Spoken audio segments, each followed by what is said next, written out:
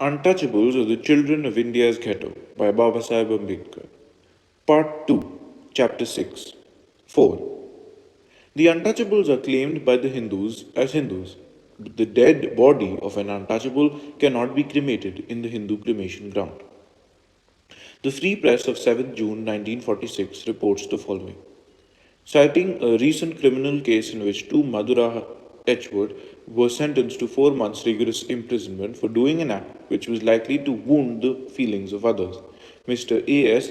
Vaidyanath Iyer, in a communication to the press, draws the attention of the public to the cruel suffering which the Dalits have to bear by reason of untouchability. Mr. Vaidyanath Iyer says a Madura Edgeworth who had lost his eldest child cremated the body in a Madura municipal burning ghat in a shed which is said to be set apart for caste Hindus instead of one in the reserved one for Dalits. The Dalit's plea was he did not know of any such reservation, that it was drizzling and that the former place was better. No caste Hindu raised any objection, nor was there any proof that anyone's feelings were wounded. The incident came to the notice of the Madura police, who persecuted and prosecuted the father of the child and another near relation on the ground that such act was likely to wound the feelings of others because the Dalits were untouchables. Mr. Iyer adds he brought this case to the notice of the Madras ministry.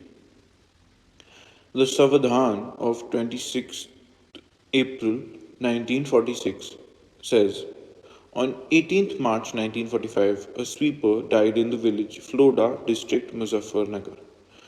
The sweepers of the village took the dead body to the cremation grounds. This enraged the Tyagi Brahmins of the village, who abused the sweepers for their audacity in bringing their dead to the caste Hindu grounds. The sweeper protested that they were all Hindus and would cremate the dead. But the Brahmins were not at all amenable to reason and told the sweepers that irrespective of their being Hindus and Muslims, they must bury their dead, and if they failed to do so, they, Brahmins, would themselves bury the dead body. When the poor sweepers were thus threatened and were also afraid of being beaten, they buried the dead body. This is not all. There is a further point to be noted.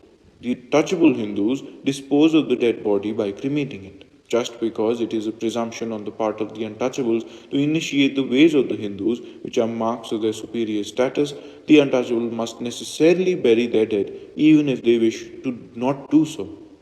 An instance of this compulsory burial was reported in the Milap of 6th June 1924. The chief cause of the awakening among the untouchables is the tyranny of the Hindus. I was not aware of this, but the reports that I have received from various workers has caused me much pain. From one place I am informed that the untouchables of the place are not allowed to even burn their dead. This, however, it seems, has created a new spirit among the sweepers of the place. They have started burying their dead with the head downwards, probably to distinguish themselves from others who bury their corpse in a lying position. The sweepers think that if they also act in imitation of others, it is derogatory. The end.